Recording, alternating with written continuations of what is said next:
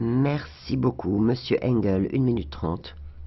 Je crois qu'il n'y a absolument pas de conteste que le gouvernement grec a fait une grosse gaffe.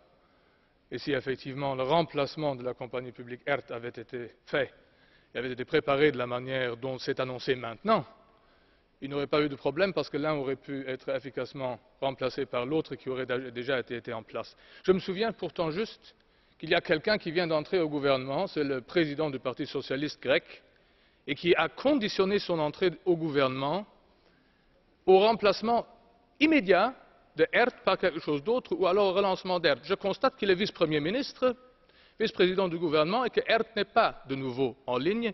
Donc si on parle d'hypocrisie, alors je souhaiterais que l'on l'étende à tous les acteurs politiques concernés. Mais ce n'est pas mon problème principal. Mon problème principal, c'est que toutes les quelques semaines, la Troïka débarque à Athènes et demande aux autorités grecques « Avez-vous licencié assez de gens et avez-vous assez privatisé ?» Et si vous n'avez pas assez licencié de gens et si vous n'avez pas assez privatisé, nous allons vous couper le courant. Et c'est sous cette contrainte et c'est sous cette pression impossible depuis des années que de mauvaises décisions politiques sont prises.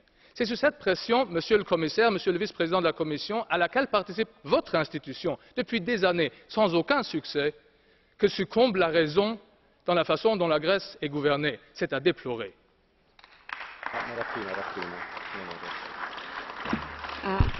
There is a blue card for you. Carton bleu pour vous.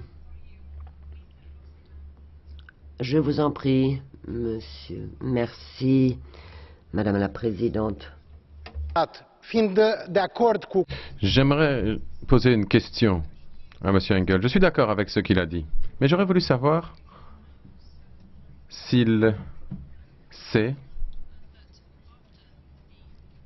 qu'après le régime militaire en Grèce, est-ce que le radiodiffuseur a été suspendu lors de l'instauration du régime militaire ou non? Madame la Présidente, je suis surtout content que M. Boştinaru a enfin eu sa carte bleue parce qu'il l'avait en l'air pendant les 4 orateurs précédents et je suis donc très content que je peux finalement l'obliger.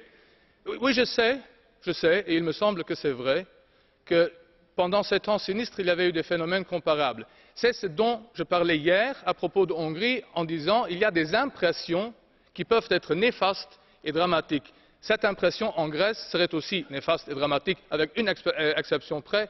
En Grèce, je suis sûr que c'est une impression qui n'est pas souhaitée par ceux qui la génèrent.